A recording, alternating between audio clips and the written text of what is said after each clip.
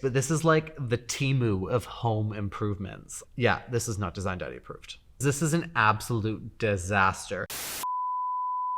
We are back for my favorite series and your favorite series, the review of the best and the absolute darkest, worst DIYs on the internet. I'm honestly so surprised every time. Actually, no, I need to stop saying that because I'm no longer surprised by what people actually put out there for the world to see, because I have seen some scary stuff. Not only have I seen disturbing content, but I have seen stuff where it's like, really?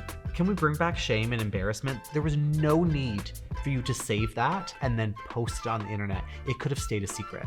I miss those days. Let's get into it. I also love when you guys send them to me because some of them you guys are able to find are wild. Oh, I've seen some of this stuff before and it is wild.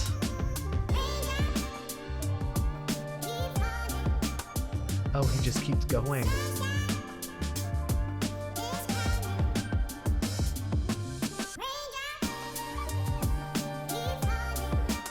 Oh my god, and all the clothing. Every surface is covered. Oh, not the water droplets in the toilet. Oh.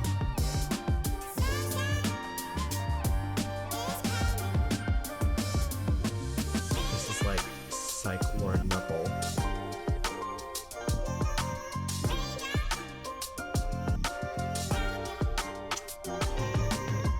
Oh, and then the game. Oh.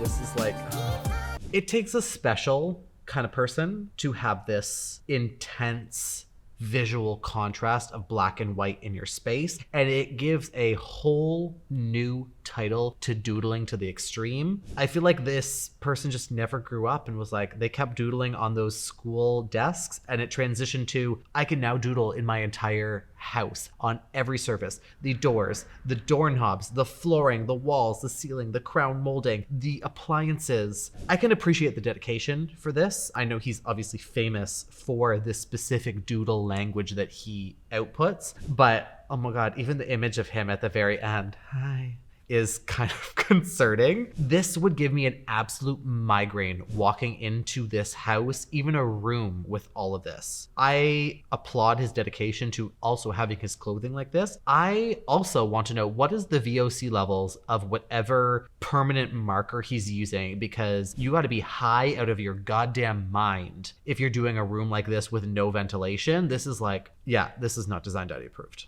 Okay.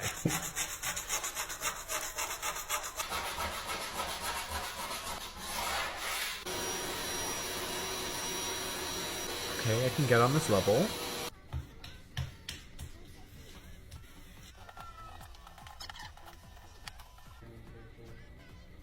It's not as hard as it looks, people, I swear.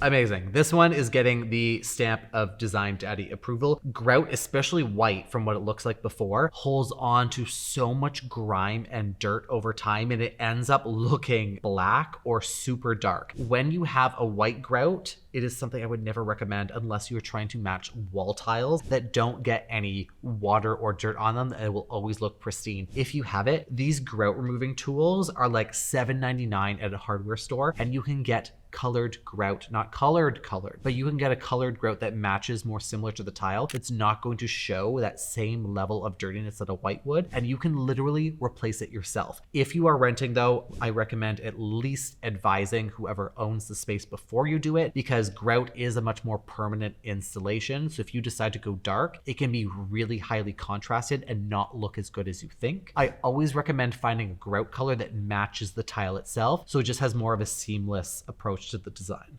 I've seen people ordering these faux wooden beams, so instead Oh of paying hundreds of no. dollars, I decided to make one on my own. So here we go. Let's make one for $11. If you add the paint and the stain that I already had, it would be about $35 total. I needed to cover this electrical where I took this wall down. So I started Not off the by buying a electrical. 4x8 sheet of foam insulation board, and I did it 1/2 inch thick. Make sure that you take the plastic off of each side. That's very important. And then Oh I decided to use no. this Loctite spray adhesive. It did okay. The problem is that it stuck to the plastic that I had down, so I decided This to is go ahead and terrible, use people. liquid nails on it, and that was a better process. So I did that. I put a little bit of weight on top and a spacer in between. That way it just stayed really square. Once it was dry, I came back in with a wood filler, and then I decided to try out drywall mud, and it honestly worked just as well. I don't know if I have a Drywall preference, mud but on make the sure you sand it all foam. down so everything's smooth.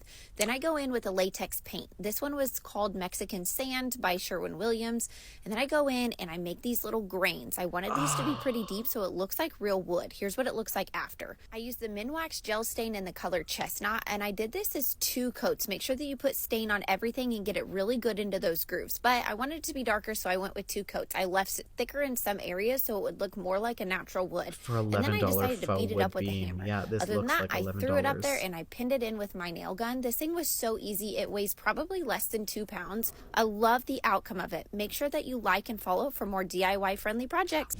I'm glad she loves the outcome of this because this is an absolute disaster. The first mistake she's making is that looks like open splice of electrical that she's going to cover up with an extremely flammable foam. This is like the insurance companies are watching and laughing looking at this. But 2, like $11. You could have made this out of actual wood for $50 and it would have been, much more believable. The fact that you're like, oh, we're going to use $11 worth of foam. There are way too many people incorporating these faux beams into houses lately, and they look like absolute garbage. Unless you have that rustic farmhouse look, these look so out of place. And me walking by that, I'm gonna be like, oh, this is another DIY. People pay big money to have these support columns exposed in a home. If someone's walking through this house to buy it down the line and they're like, oh my God, look at these beams, these are fantastic. And they go to do any renovation down the line or look at it closely after they've purchased it and they see that it's foam. This is the ultimate catfish, people. Like, these DIYers are out here doing like the literal most, and it is the worst.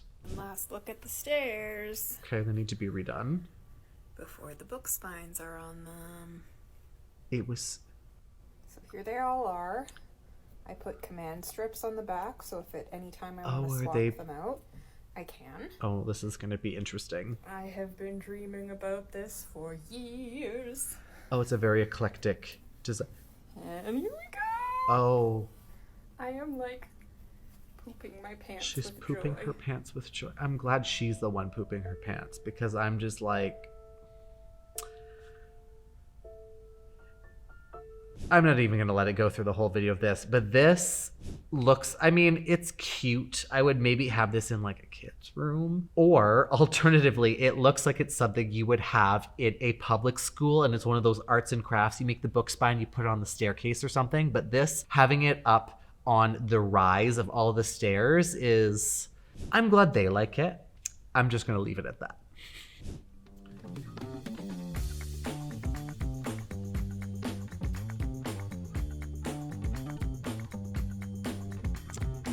Okay, this is good. I'm not mad about it.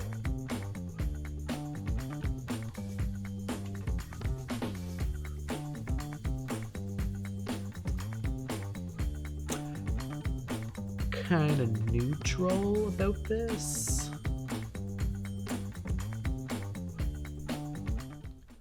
Okay, let's jump right into this. Micro cement is an extremely beautiful finish when used correctly. I will give them bonus points for this little renovation because they wanted to do clearly like a little makeup fix, more cosmetic finishes. I do appreciate that they filled in the grout on all the tiles prior to putting on micro cement. I have seen far too many DIYers micro cement over everything first without filling in the grout, and as it settles you get all of the groove lines of where the grout between the tiles is, and it ends up looking like crap, and you have to put more micro cement on top, and then it just starts getting heavy and it looks like an absolute mess. Micro cement is to be used sparingly. And I'm kind of neutral about this because if you're doing micro cement in itself, it looks fantastic. If you're doing it over tiles, it's very much putting lipstick on a pig. This is literally the equivalent of boomers putting carpet over hardwood. There are some really nice tiles out there. And if you don't want to spend that extra amount to demo, yes, it works,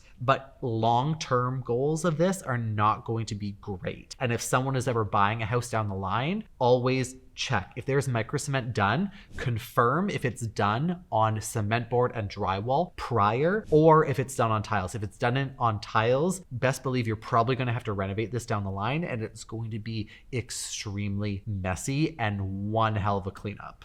We got one more, people. Cross your fingers.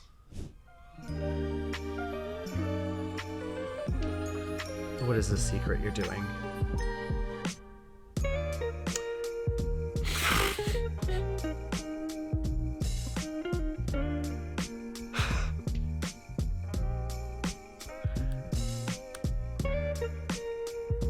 Really, people?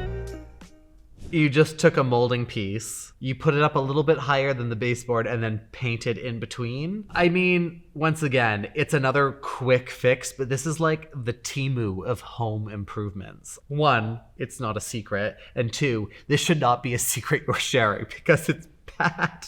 Baseboards and molding like this is meant to protect the drywall. If you're leaving the drywall exposed like that, you're not protecting anything. You get the illusion of a higher baseboard, but just replace the baseboard with a higher one. Don't put a piece of molding on top and call it a quick fix or a secret. Also, the dust and dirt that's going to accumulate on now all of the ledges on the top and on the original baseboard, you're going to be doing double the cleaning. Why, people? Just why?